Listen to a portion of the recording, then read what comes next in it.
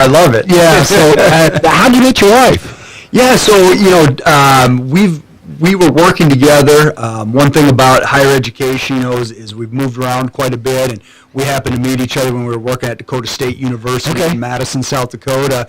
And my wife, she's into grant writing. In fact, for the last few years, she's actually been working for a big healthcare network up in South Dakota, Minnesota, Iowa, writing grants. But anyway, we got to know each other and really just hit it off. And we're both big golf fans. Okay, we both like to play golf. Okay. She beats me about 9 out of every 10. And that's amazing there that the marriage has survived. And yet I still keep coming back. Okay. Yeah.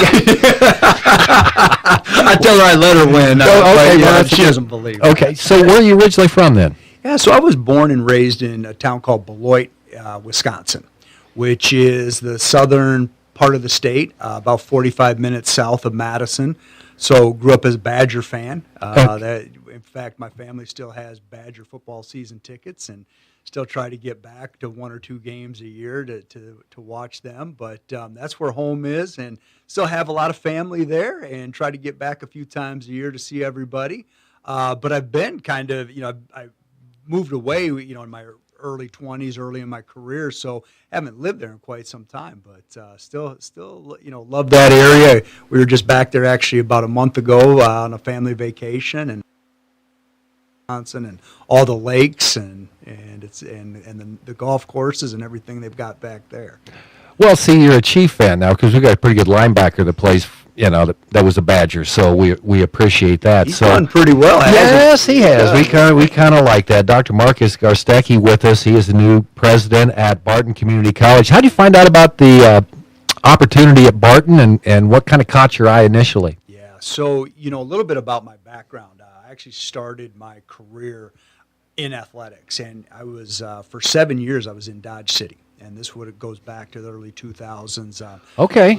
Started as assistant football coach and also did some work in student services with admissions and records office, and which a lot of young coaches do when they're getting a start to their career. And then in 2005, I was promoted to the head coach there at Dodge, and so I was the head coach from 05 to 07. And so I'm familiar with the Kansas Community College system, the Jayhawk Conference, those types of things. And what I tell people is even back then, Barton had a very good reputation for being innovative, being leaders in not just, I'm not speaking about athletics, but I'm talking about academics and programs and student services and all of that. In 07, when our son Jackson was young, I decided to make a transition and get into administration.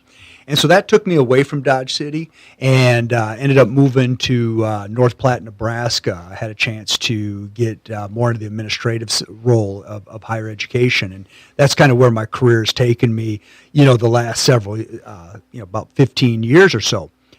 But I knew this year was about the right time where I wanted to start looking for a presidency. I thought it was a good time for us, as a family and me personally and professionally.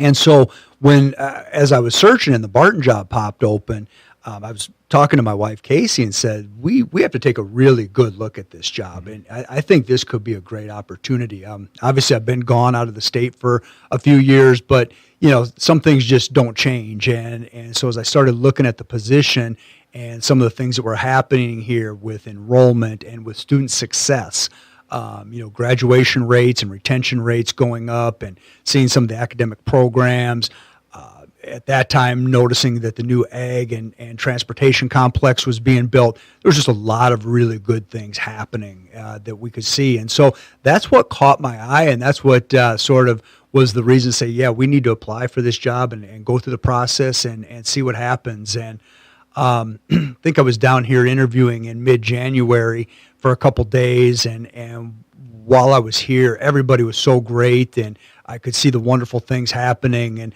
just knew that it felt right, like the right fit if the job was offered. And in fact, when Casey and I left Great Bend and went to Wichita to catch our flight back home, the first thing we did when we got to the airport was we kind of looked at each other and said that felt really good. This was a good spot, and so I think we knew at that time that if I was a successful candidate, that we'd be coming here. So, how much does the familiarity of the community college system in Kansas kind of give you a comfort level coming back to the Jayhawk, I guess? Yeah, it definitely helped a lot, right?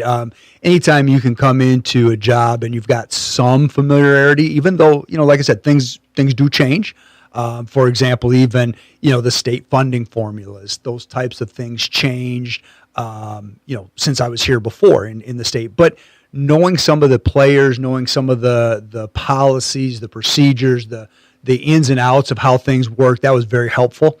There's, actually a couple staff here at the college that I still knew, that I knew and still remembered from my time at Dodge. And so that was very helpful, again, just to kind of know there's, who to go to, what questions to ask, and just to not come in completely blind, to a new job was very encouraging to me. So.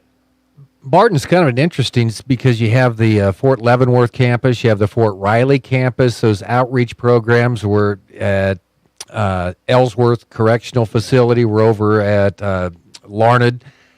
So unique is a good way to describe Barton, I would think. I mean, is that how you see it? Yeah, no, you're exactly right, Steve. It's very unique. And when we were here in January interviewing, we had the opportunity to go see Fort Riley. We didn't get over to Leavenworth, but did get a chance to see Fort Riley and also got an opportunity to see Ellsworth, the correctional facility.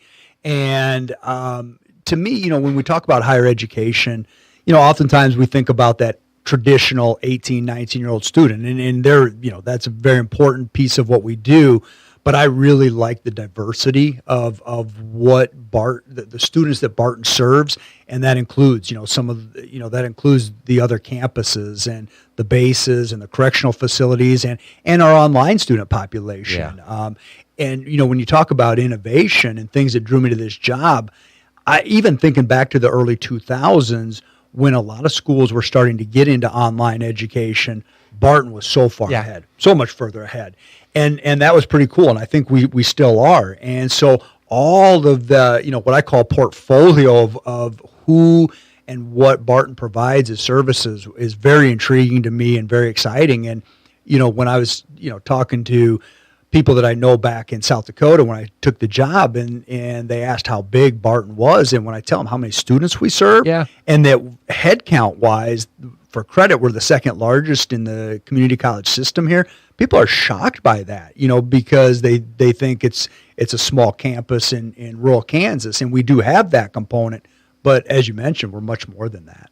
So every place that you've been that I saw that you were able to increase enrollments, and that's when you left those places, they would say, yes, he did a great job of increasing enrollment. Barton has done very well with enrollment, but I mean, it's becoming more challenging. How do you do that, and how do you maintain it? Yeah, well, it's a challenge for all of higher education right now. A couple things. One is, we're seeing a decline in population of those 17, 18-year-olds right now. So that's one challenge that all schools have.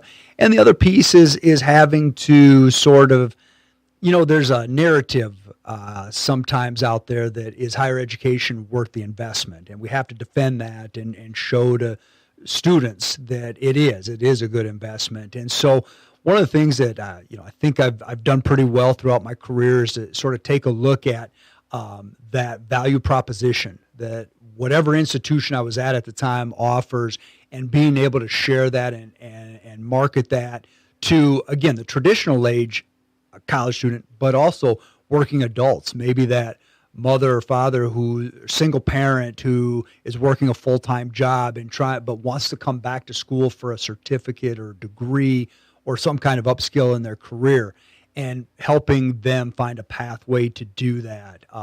Whether it's our online student population, we know that online education's also